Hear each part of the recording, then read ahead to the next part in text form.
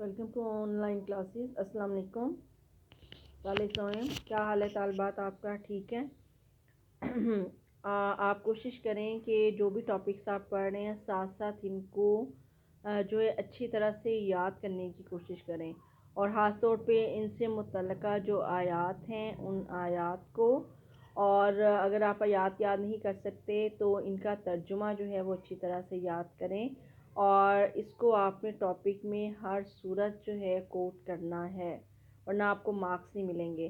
اب آتے ہیں ہم اپنے پچھلے لیسن کی طرف. لیان ہم نے پڑھا تھا. لیان تقریباً سارا ٹاپک جو ہے وہ مکمل ہو گیا تھا، لیکن آخر میں 2 پوائنٹس اس کے رہتے تھے کہ لیان سے میاں بیوی میں جدائی جو واقع ہوتی ہے یا علیحدگی ہوتی ہے تو وہ کس صورت میں ہوتی ہے.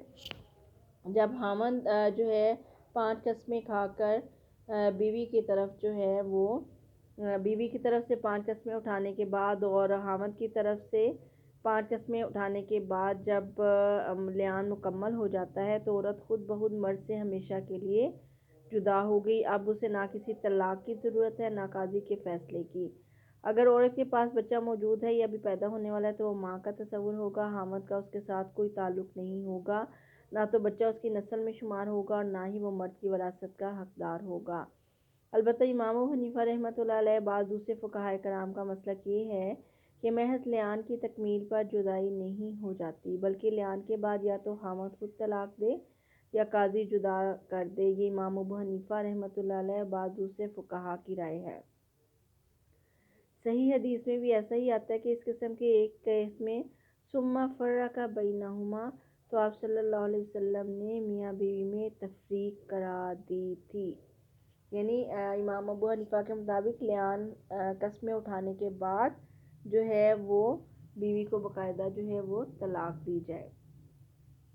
اب آتے ہیں قانون لیان کی افادیت کیا ہے کہ اللہ تعالیٰ نے جو بھی حدیں مقرر کی ہیں وہ انسانیت کے لیے بڑی نفع بخش ہے اور کوئی بھی انسان کے لیے نقصان کا باعث نہیں ہے، اور یہ معاشرے کو ان لعنتوں سے برائیوں سے پاک کرنے کے لیے بہت ضروری ہے. ولولا فضل اللہ علیکم ورحمتہ، اور اگر اللہ تعالیٰ کا فضل اور اس کی مہربانی تمہارے اوپر نہ ہوتی تو کیا ہوتا؟ وَإِنَّ اللَّهَ تَوَّابٌ حَكِيمٌ، اور بے شک اللہ تعالیٰ بڑا توبہ قبول کرنے والا اور حکمت والا ہے، اور تمہارے لیے بہت سی مشکلات پیدا ہو جاتی اگر اللہ تعالیٰ لیان کے ذریعے اور حد زنا کے ذریعے، حد قذف کے ذریعے جو ہے تمہارے درمیان جو ہے یہ معاملات کلیئر نہ کرتا تو کیا ہوتا کہ معاشرہ بد امنی کا، فساد کا، بے حیائی کا منبع بن جاتا. اللہ تعالیٰ نے لیان کا ایسا حکیمانہ قانون جو ہے وضع فرمایا ہے کہ جس کے ذریعے ایک تو مرد و زن جو ہیں ان کے درمیان جو ہے پردہ پوشی قائم رہتی ہے، اور دوسری دنیاوی مشکلات بھی آسان ہو جاتی ہیں. اگر یہ قانون نہ ہوتا اور خاوند کی طرف سے لگائے گئے الزام کو بیوی قبول نہ کرتی تو عمر بھر کے لیے عداوت کا دروازہ کھلا رہتا اور زوجین ہمیشہ جو ہے وہ اذیت میں مبتلا رہتے. چنانچہ لیان کے ذریعے جو ہے دونوں کو اپنی بریت کا بھی جو ہے وہ موقع مل جاتا ہے، اور اگر ان میں یہ واقعی انہوں نے اس کا ارتکاب بیوی نے کیا ہے تو وہ اس کا اقرار کرے گی، ورنہ قسمیں اٹھائے گی اور وہ ان کے درمیان جو ہے علیحدگی ہو جائے گی. صدق اللہ العظیم. اب ہم آتے ہیں واقعہ افک کی طرح، جو کہ سورہ نور کا سب سے اہم ترین جو ہے وہ واقعہ ہے. حضرت عائشہ رضی اللہ تعالیٰ عنہ کی برات کے بارے میں ہے کہ واقعہ افک جو ہے، سب سے پہلے ہم اس کا افک کے معنی جو ہیں وہ دیکھتے ہیں. افک کے معنی کیا ہے؟ افک کے معنی ہے بات کو الٹ دینا، حقیقت کے خلاف بنا دینا. اس طرح کے معنی جو ہیں وہ جھوٹ کے بھی ہیں اور افتراء کے بھی ہیں. اور پھر اصطلاحی معنی کیا ہے؟ ایسا سفید جھوٹ جو حق کو باطل اور باطل کو حق بنا دے، یا نیک لوگوں کو فاسق اور فاسق لوگوں کو نیک بنا دے، افک کہلاتا ہے. افک کے معنی کیا ہے؟ بات کو الٹا دینا، حقیقت کے خلاف کر دینا، اور ایسا جھوٹ جو حق کو باطل اور باطل کو جھوٹ بنا دے.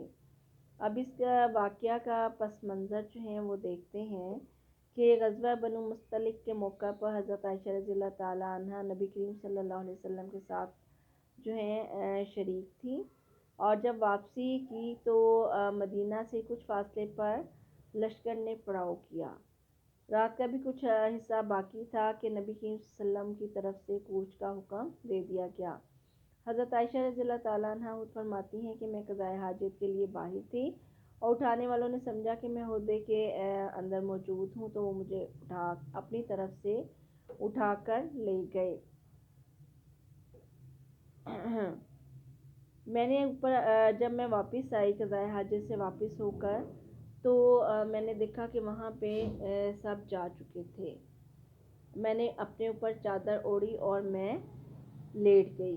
جب سفیدی پھیلی تو ایک صحابی صفوان بن معطل رضی اللہ تعالیٰ عنہ جو ہیں وہ ادھر آئے۔ وہ پردے کے حکام سے قبل مجھے پہچانتے تھے اور انہوں نے انا للہ پڑھا اور یہ کہا کہ نبی کریم صلی اللہ علیہ وسلم کی زوجہ جو ہیں وہ پیچھے رہ گئیں۔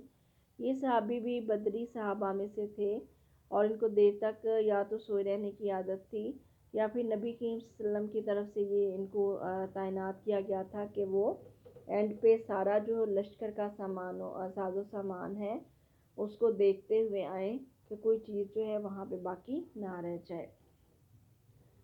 صفوان نے میرے پاس اونٹ لا کر کھڑا کیا اور میں ان سے بات کیے بغیر اس میں بیٹھ گئی اور دوپہر کے قریب ہم قافلے کے پاس پہنچ گئے۔ حضرت عائشہ رضی اللہ تعالیٰ عنہ پر اس صورتحال کا انکشاف کب ہوا؟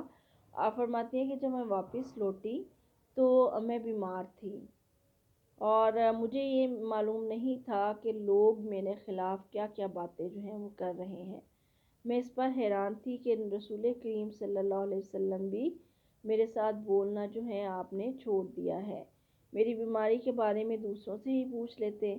میں آپ صلی اللہ علیہ وسلم سے اجازت لے کر اپنی والدہ کے پاس چلی گئی تاکہ وہ میری تیمارداری کر سکے۔ وہاں جا کر مجھے انکشاف ہوا کہ میرے بارے میں کیا کیا باتیں جو ہیں وہ ہو رہی ہیں۔ رسول اللہ صلی اللہ علیہ وسلم کا اس واقعے پر رونا۔ نبی کریم صلی اللہ علیہ وسلم تقریباً 1 مہینہ جو ہے سخت اذیت میں مبتلا رہے اور حضرت عائشہ فرماتی ہیں کہ میرے والدین بھی اس وجہ سے بہت پریشان تھے اور آپ صلی اللہ علیہ وسلم نے فرمایا کہ عائشہ اگر تم بے گناہ ہو تو اللہ تعالیٰ تمہاری بے گناہی کو ظاہر فرما دیں گے اور اگر تم اس گناہ میں مبتلا ہوئی ہو تو تم اللہ سے توبہ کرو اور معافی مانگو۔ بندہ جب اپنے گناہ کا اعتراف کر کے توبہ کرتا ہے تو اللہ تعالیٰ اسے معاف فرما دیتے ہیں۔ حضرت عائشہ صدیقہ رضی اللہ تعالیٰ عنہ بیان کرتی ہیں کہ ہماری وضاحت اور بیان کی کیا حیثیت تھی۔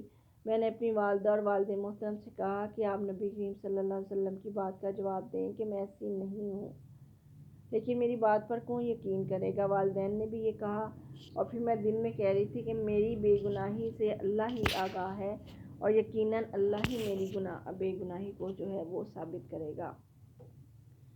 پھر حضرت عائشہ رضی اللہ تعالیٰ عنہ کی برات جو ہے بذریعہ وحی جو ہے سورہ نور کی آیت نمبر 11 سے 21 آیات حضرت عائشہ رضی اللہ تعالیٰ عنہ کی برات کے بارے میں نازل ہوئی۔ آپ کا اعزاز ہے اور امہات المومنین میں سے حضرت زوجہ حضرت عائشہ رضی اللہ تعالیٰ عنہ کا مقام و مرتبہ بہت بلند ہے کہ آپ کی برات کے بارے میں اللہ نے اپنی کتاب میں آیات جو ہیں وہ نازل کی اور نبی کریم صلی اللہ علیہ وسلم کیفیت میں بیٹھے تھے کہ آپ صلی اللہ علیہ وسلم پر وحی کی کیفیت طاری ہوئی تو اس کے بعد نبی کریم صلی اللہ علیہ وسلم مسکراتے ہوئے میرے پاس آئے، مجھے مبارکباد دی کہ اللہ تعالیٰ نے تیری برات کا اعلان فرما دیا ہے۔